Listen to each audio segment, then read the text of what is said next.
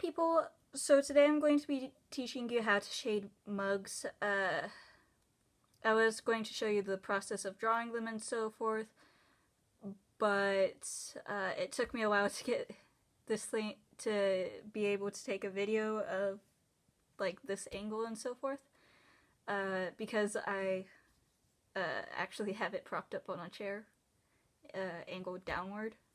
So yeah. I'm sorry.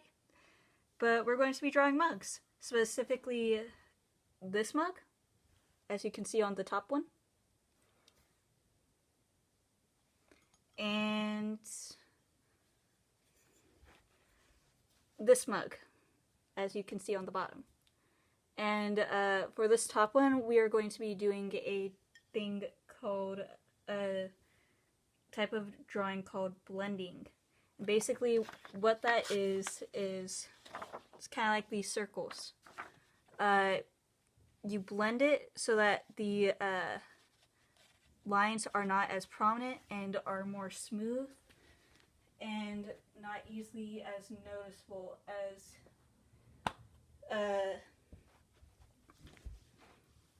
the background or the mug on this side. And this basically shows the lines are visible, and it clearly shows the darker side, the lighter side, and the forms and so forth. And then the bottom one's actually not complete, but oh well. I like to do a term called cross-hatching, which is basically or like checkering for the background or for the base, just to differentiate between the actual background and the object. The lip we will be doing a highlight on, and basically, or a reflected light, and that's basically because with every mug or something, you will see a lip. And that lip is always, or almost always, lighter, and you can clearly see like a difference. It's the difference between the inside and the lip itself. And yeah.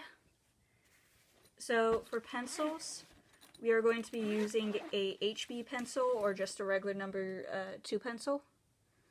I'm going to be using my special HB pencil, because, well, I'm like that with, if I am drawing something, I would prefer it to be with this type of pencil, otherwise known as an artist pencils, rather than a regular number 2 pencil. You can use a regular number 2 pencil. I would not suggest using mechanical pencils, because they tend to be a little bit too sharp, and they easily break, and sometimes you need to go hard and sometimes you need to go soft, and you can't really get that varying level of hard and soft with the mechanical pencil. But something I like to start off with is I like to start off with the cast shadow. It's the shadow that usually either casts off the object or yourself. It's the one that you usually see off the ground. Then I like to move on to the back shading. And I like to start off with those because they're usually pretty easy to do. And easy to clarify between which is which. And yeah, let's get started. So I'm going to start with this top one, the wider mug, first. So I'm going to take my pencil.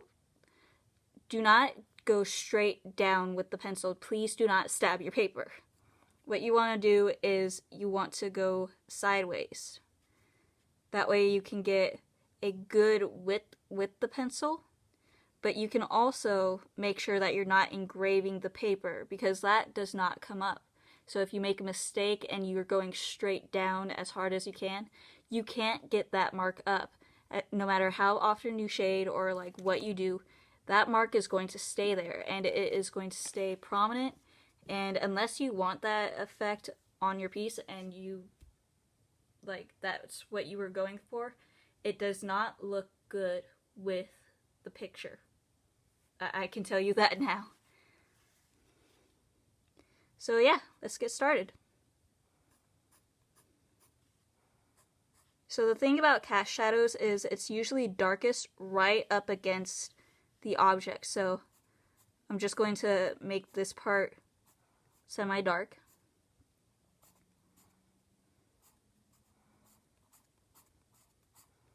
I'm not going to do the reflective light down at the bottom yet. I'm going to do that inside the actual outline that I have already drawn out. What a reflective light is for the bottom is it's basically that little light down there. It's a little white spot that differentiates the shadow from the actual object.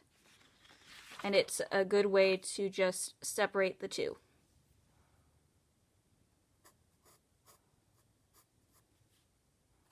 And I'm not going straight down with the pencil. I'm going semi-dark, semi-light. And really, it's just a matter of getting the base of the object down as of right now.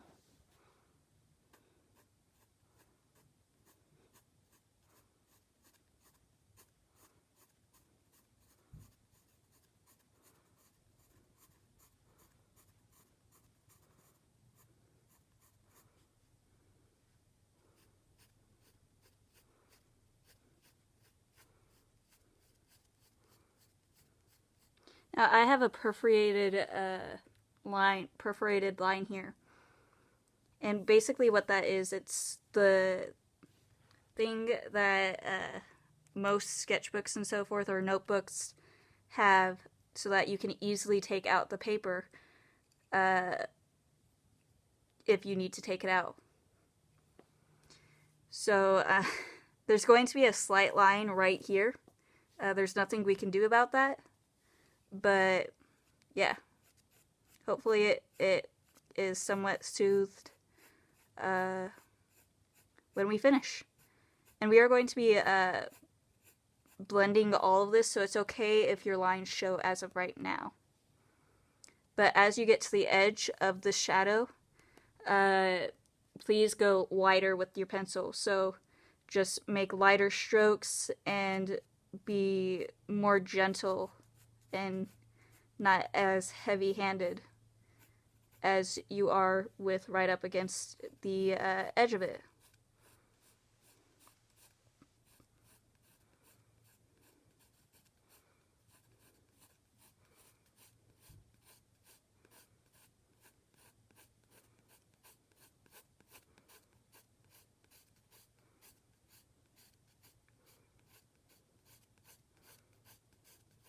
Now, I like to go in the direction that I think it would go with my strokes. So if I think the light is coming down here, I like to follow that line and that imaginary line and angle my pencil and so forth in that direction.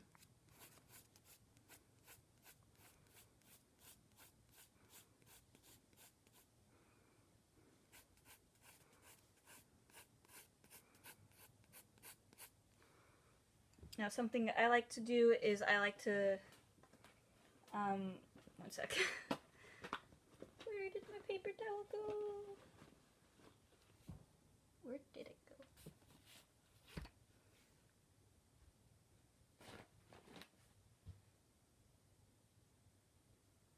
Well, I like to usually blend it this way. So, if you have like a paper towel or something, I think I have one somewhere. Or like a napkin.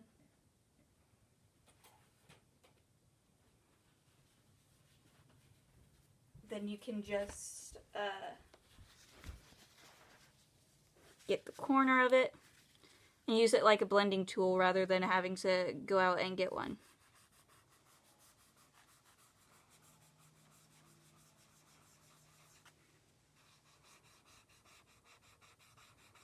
And you can always go back and add more to it, make it darker or so forth if you feel like it's not dark enough, or it's too or if it's too dark, you can try to take it up. It doesn't really work as well as you would think to erase it.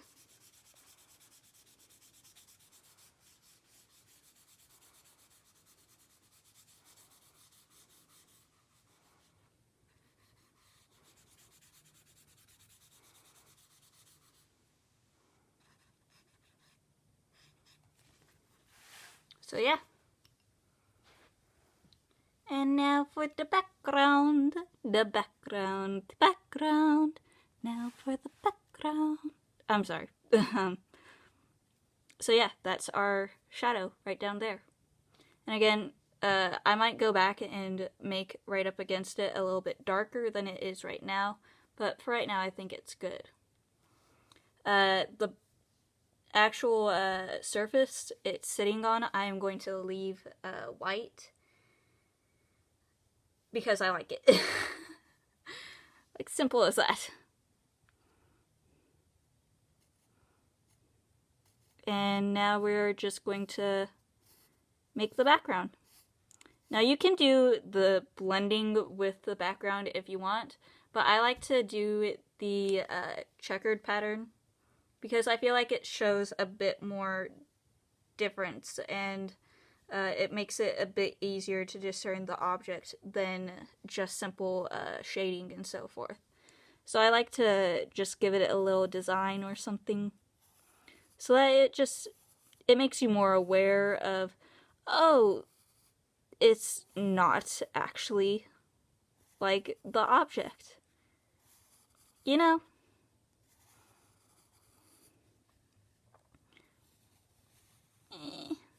And it's okay if the lines aren't perfectly straight or if they're big. We're not going to be focusing on the background as much for this portion, or for this video. This is solely about shading the cups. So it's okay to just do like quick background. Now, I like to leave a little bit of a space between the actual object and the background. Again, it's to differentiate the two, but also because I get very nervous with accidentally going into the object for background. So I just like to leave that edge just as like a safety net or whatever, so that if I do go back and edit the background, I have that edge so that I'm not messing with the actual object.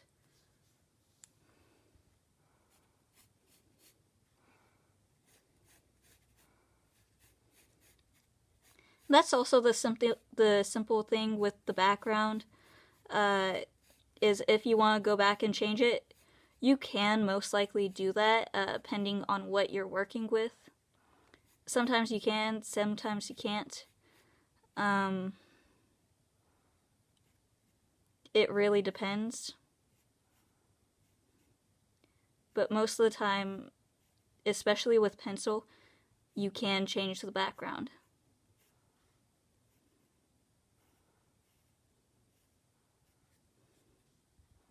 And nobody's saying you have to get things exact.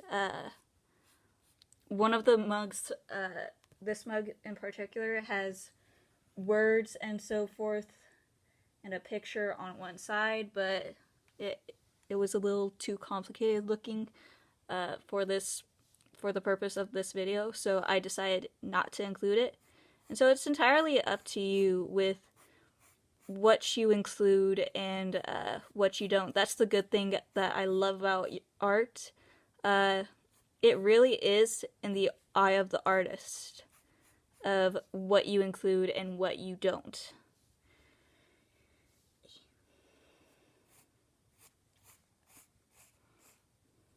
And I do warn you, you may get a bit of pencil on you. I'm getting a little on my hand myself. And so if you don't want that to happen, a good thing you can do is like take a blank piece of paper and lay it down on the picture and so forth. That way it keeps your hand clean and you don't accidentally smudge something. But because this is just a simple drawing and not like an actual like piece, I'm not going to do that. If it was more complicated and everything, I would. But because, again, it's a very simple piece that does not require a whole lot, I am not going to do that. But you should do that if you're working with something like charcoal, because oh my gosh, that gets everywhere. And I do mean everywhere. Like, you cannot walk away without having charcoal on your face, on your hands, maybe in your hair. Like, it truly does get everywhere.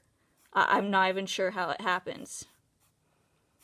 It just, it does.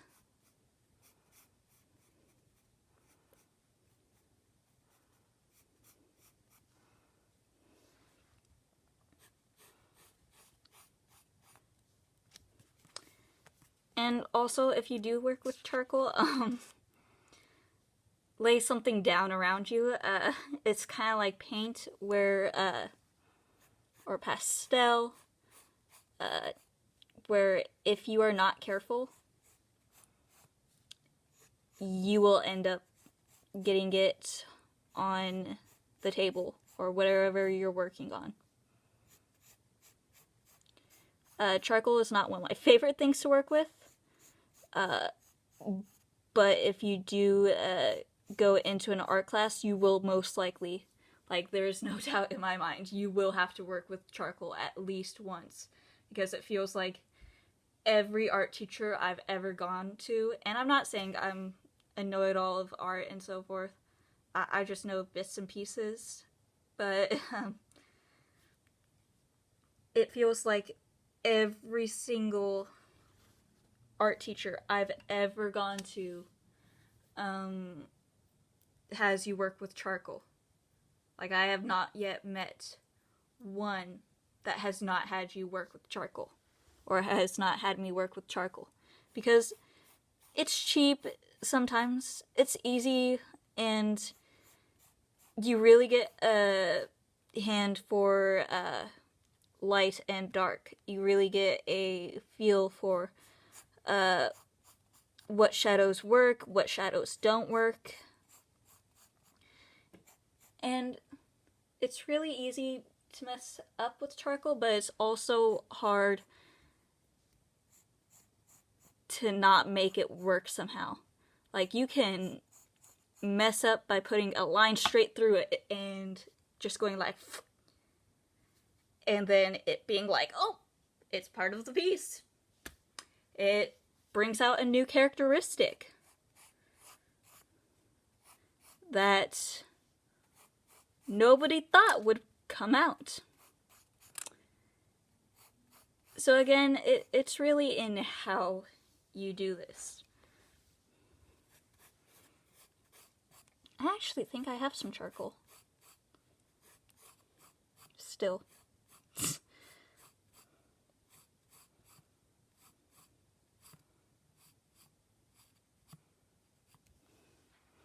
But yeah, so background's done, cast shadow is done. I'm not going to do the second line through it, because I don't think we need to. And for the purpose of time, I actually might not do the second one yet. I might just focus on this one for this video and then do a second video for... Actually, that sounds good. So yeah, this one we'll do in a second video. And you don't have to follow the exact values of the mug that you saw. So like this mug is a very dark colored mug. It's a dark, deep blue. And basically, you can change the values. It doesn't have to stay that dark. You can make it lighter. It's really up to you what you want to do. So I'm gonna do this. I'm gonna do this.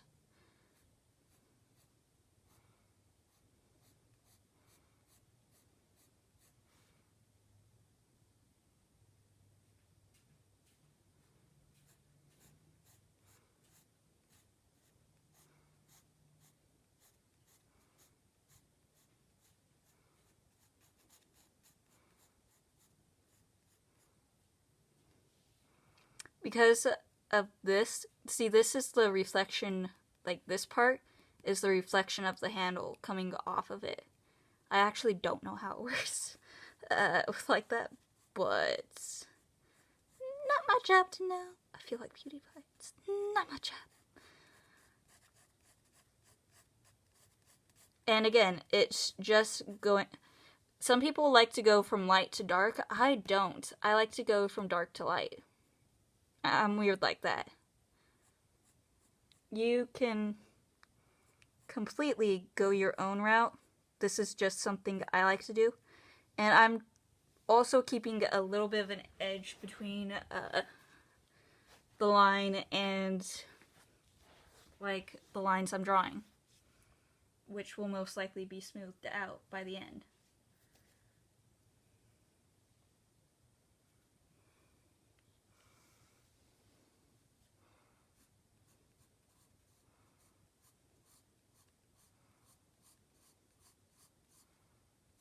And again, don't go directly down with your pencil. Go a little bit, go at an angle or something, but don't go like directly press down on your paper.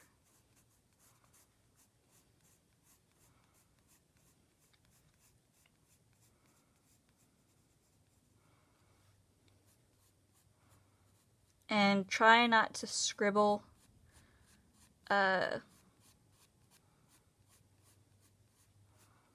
if you scribble, you tend to lose track of how hard you are pressing down on the paper, and it becomes very hard to control it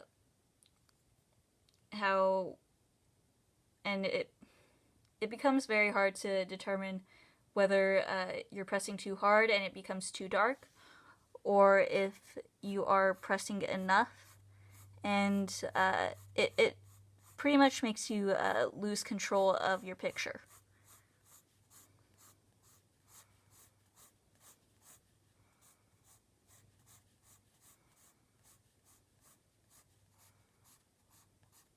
Now, because it's a mug, that means that this side is going to be shadowed because this side is being exposed to the light coming from here. So this side is going to be much lighter than this side, and it's also coming at a curve, a different curve than this side.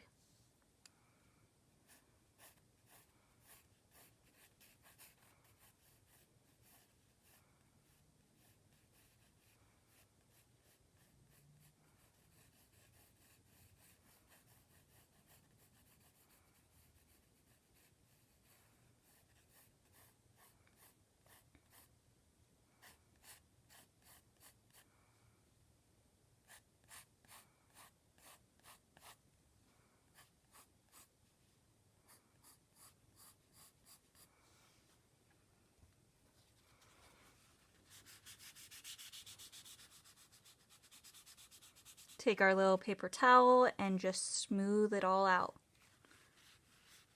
Don't press too hard with the paper towel. It's very easy to indent paper, and I don't want you guys, unless you want that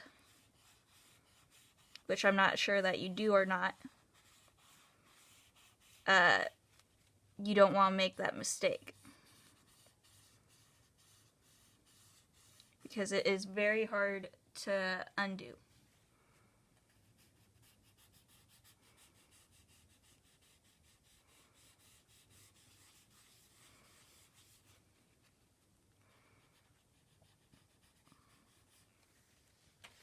So yeah, that's the inside of the cup.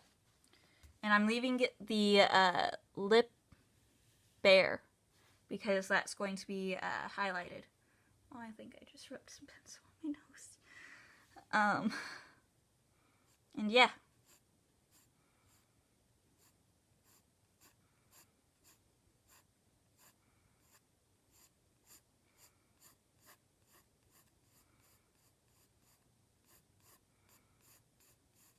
So I'm keeping this relatively light because I want the handles to be the darker part since they are completely in the shadows. And this is just reflective.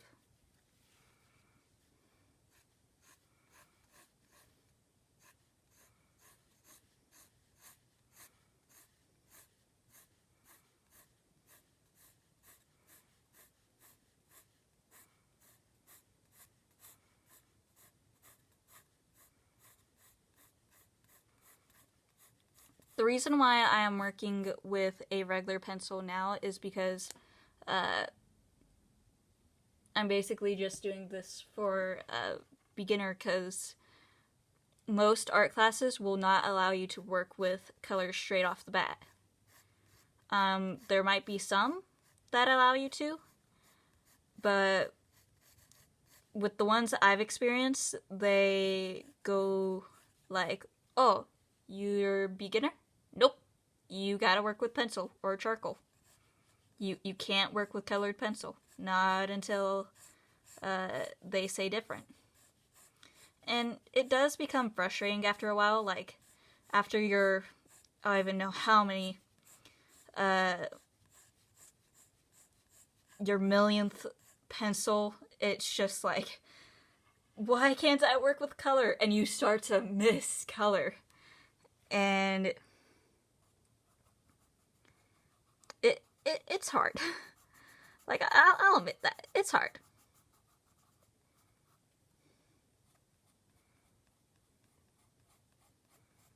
And I'm making the handle reflection very, very dark. So that's easily differentiated from the rest. And I'm even doing a different line than the rest of the cup.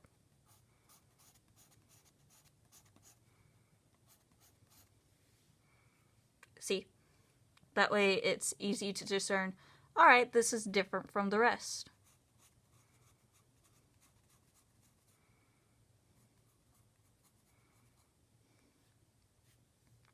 And then it's just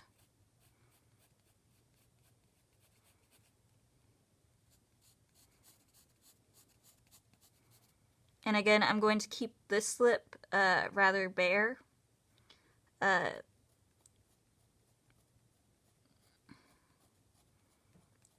Pressing down relatively harder than previously. Because this is in the shadow.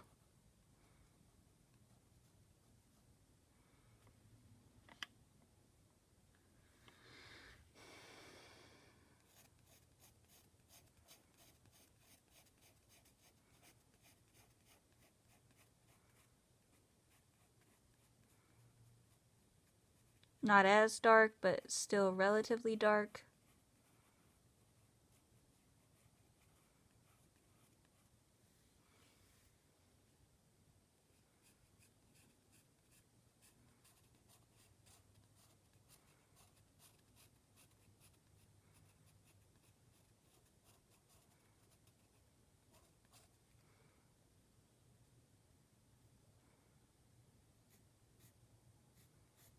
And change the angles and so forth if you want to go really, really dark. Always make sure your pencil is as sharp as you can get it, because it's easier to get into those tight spots, those corners and so forth.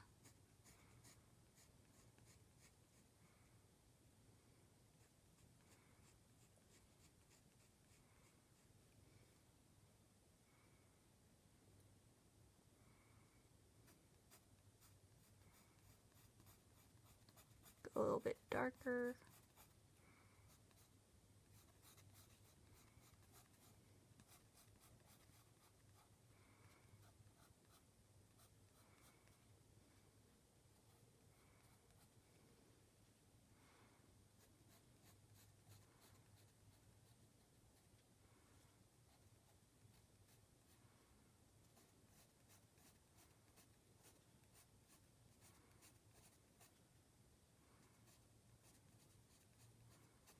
And I do want this somewhat darker. Just going back and touching up some of the lighter spots that I want to change a bit.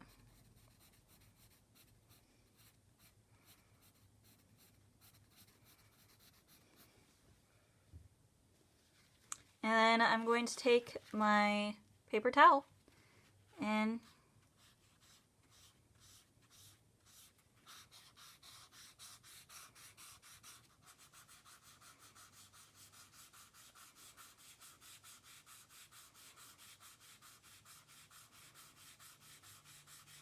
now I'm going over this because it is a part of the mug.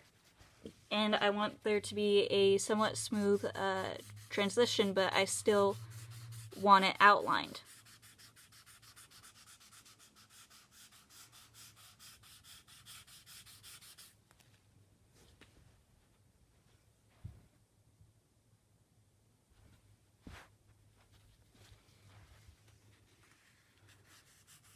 And I'm careful not to touch the lip of the mug,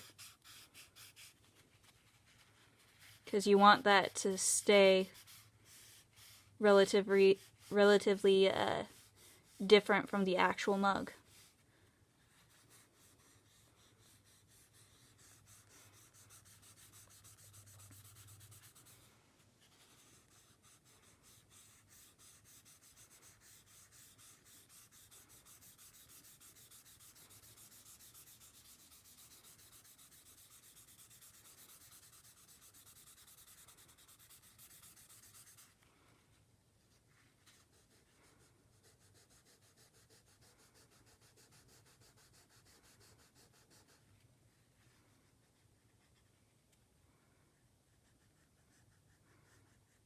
Be careful you do not blend the handle in, because that is entirely different. It's a part of the mug, but it's also like different.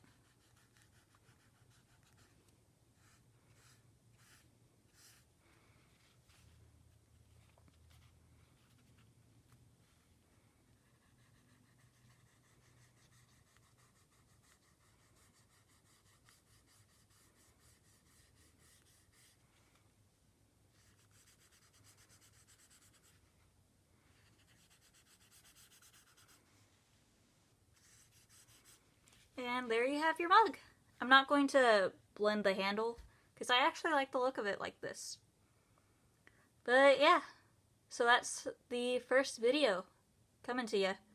Tell me what you guys thought of it. And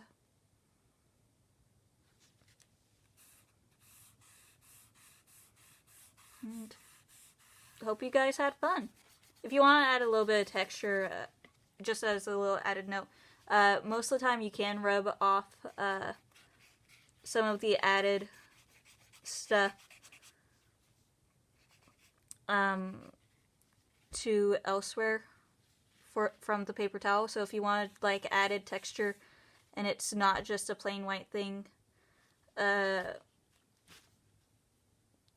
the surface of your mug, you can take the paper towel and just kind of do what I did of just smudge it around. It won't make much of a difference in value, or not value, in shadow or shading, but it does have some differing factors.